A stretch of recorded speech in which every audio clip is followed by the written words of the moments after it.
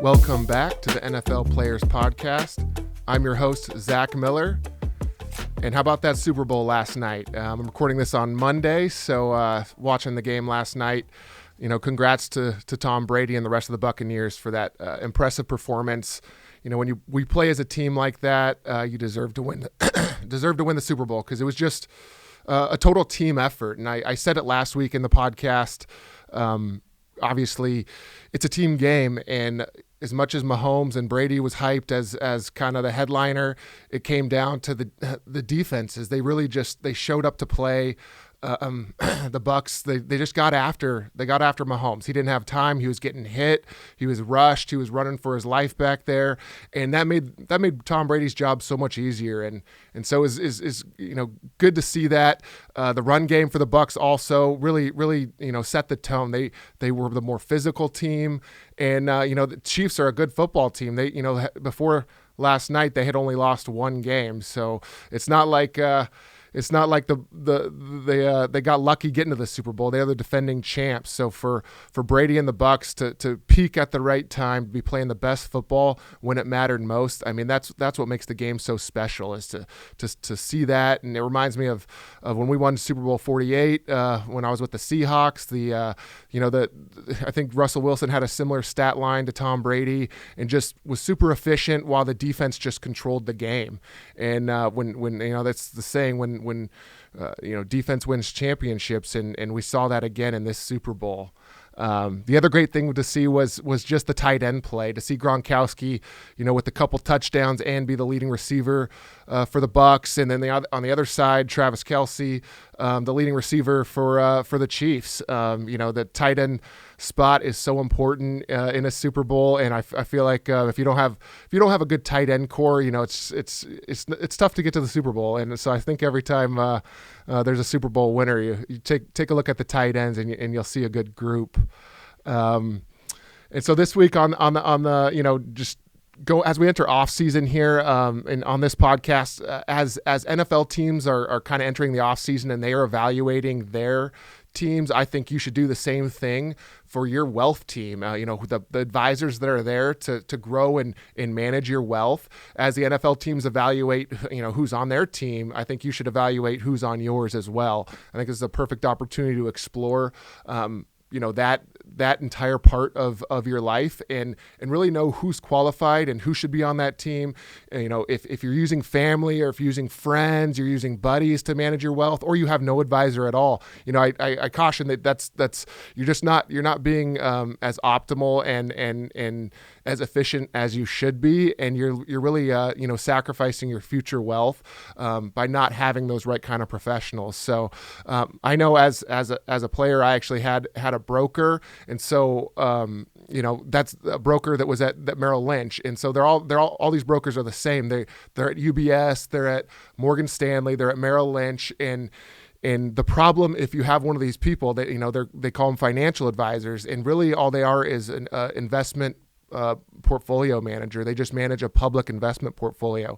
So they're not allowed to give tax advice. They're not allowed to give advice on your NFL 401k, your pension, your NFL benefits. They're not allowed to give advice on that. And then they're also not allowed to give advice on really anything that's private equity, anything that's outside of investments. They're not allowed to advise on. So that's really something that you really should understand. And I think that I wish I knew that as a player, because there's so much more to your wealth than just your public investment portfolio.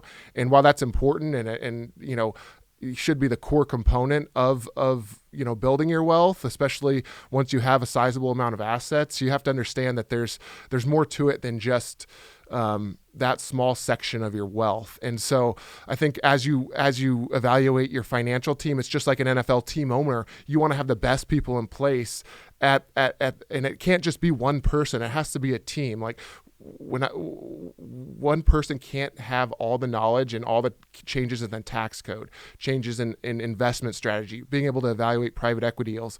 It really has to be a team of professionals, whether that's on the tax side, a certified public accountant, a CPA that really evaluates your tax projections. And so I'll get into kind of how to go through each segment, whether that's investments, taxes, insurance. And but you really have to understand that there's certain groups, and that's what we do here at AWM. It's own your wealth is what we say, and because it's you have to have the right team in place if you want to win in the wealth game, and it's something that I had to learn the hard way, but I know it's going to change for the better for the future here. So as you're evaluating your wealth strategy and your wealth team, really focus on when you do your investment review this offseason. You have probably a couple months here before OTAs, unless you have a new head coach. So when you're sitting down with reviewing your investments, you want to know, am I allocated to being a long-term investor? Is my investment advisor, is he just chasing short-term returns? Because that's not sustainable over the long run, and the data really bears that out. Of short-term thinking in the investment markets has always led either to losses or underperformance. And so really you want to have your allocation to compensated risks. And there's a comparison that floats around, especially with the recent GameStop talk, that markets are a casino, and that's just totally false, because casinos have a negative expected return. You expect to lose money when you go to Vegas, and investing in the markets in a diversified portfolio actually has a positive expected return. It grows wealth over the long term. So it's a really bad comparison, but something that I think should be mentioned. And then when it comes to portfolio allocation, there's a lot of stock picking that goes on, and I really just have to, stock picking is not where the value's at when it comes. You can definitely go for outperformance of the markets, but that really comes down to allocating to high confidence in expected returns going forward, and where they're persistent. So have they outperformed over long periods of time across all markets globally? And so you really need to look at your investment strategy, see if it's just a random compilation of stocks that eventually just ends up being the S&P 500, or are you actually allocated to higher expected returns that have evidence that they've done it in the past, and it has persistence to continue going in the forward in the future. And so that includes private equity. Venture capital has shown the highest persistence for the top decile of managers to outperform over the long term. So you really have to be careful in the private equity space, whether that's vetting deals, and your advisor you should be able to give him a deal, and he should be able to vet it for you. That's what we do here. And if we don't have the right expertise for it, we know someone who does, and we can get the right eyes to look at it and tell you if this is a good investment or not. Because I've seen so many guys, guys I've played with, put money into private equity deals that just were not worth the return that they ended up getting. And there's that opportunity cost of having that money stuck in that investment for so many years. So you really need to, those need to be evaluated by a real professional, and a CFA, a chartered financial analyst, is a minimum. And we have that on our investment team here. And I think anything less there for investments. And then when your whole, your financial structure should be overseen by a certified financial planner. I think that's the bare minimum. A certified CPWA, certified private wealth advisor, is also an important one to really understand the strategy of building wealth. Because those are just designations that they don't mean everything, but they at least give you, the indication that the person is seeking more knowledge. And in the wealth game, the more knowledge you have, the more you can help, athletes or anyone grow their wealth. At tax planning, this is just such an important part that brokers can't give advice. Your big UBS, your big Morgan Stanleys, Merrill Lynch's, they can't give advice on taxes. It says at the bottom of their website. So this is such a huge part, and it gets pushed to the side. But when you're in the top tax bracket, like every NFL player is, and you're most likely to be in the high brackets when you're done playing as well, you have to take into account the amount of taxes you're going to pay, and use things like a tax projection. You're not just worried about your tax return or your tax, refund. How much money am I getting back? That's just your own money given back to you.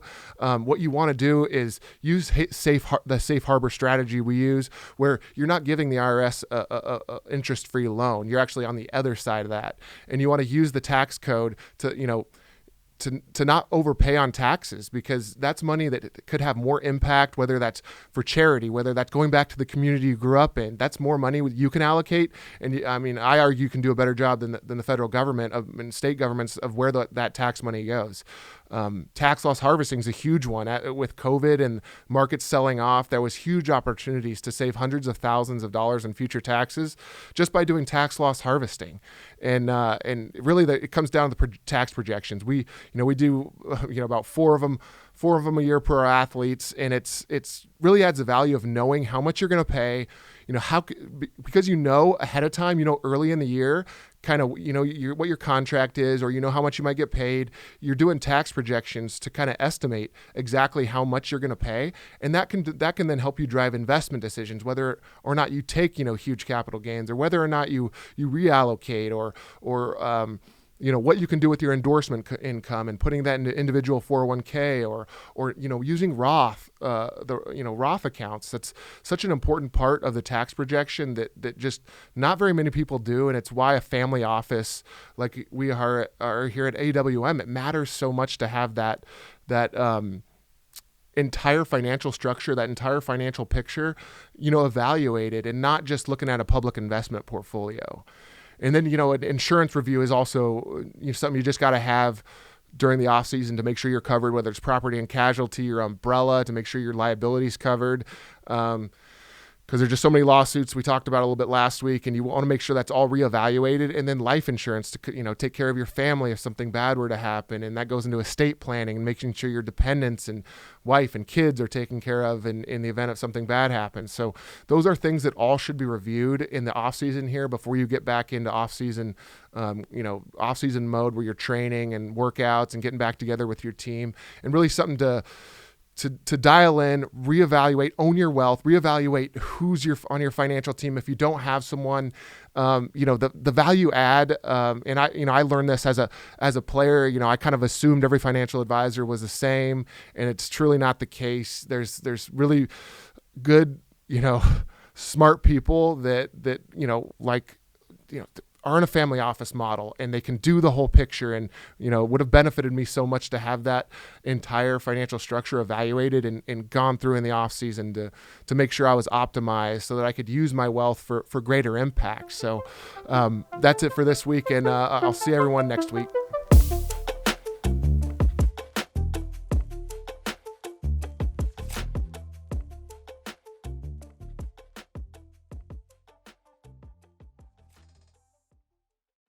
The information in this podcast is educational and general in nature and does not take into consideration the listener's personal circumstances. Therefore, it is not intended to be a substitute for specific individualized financial, legal, or tax advice. To determine which strategies or investments may be suitable for you, consult the appropriate qualified professional prior to making a final decision.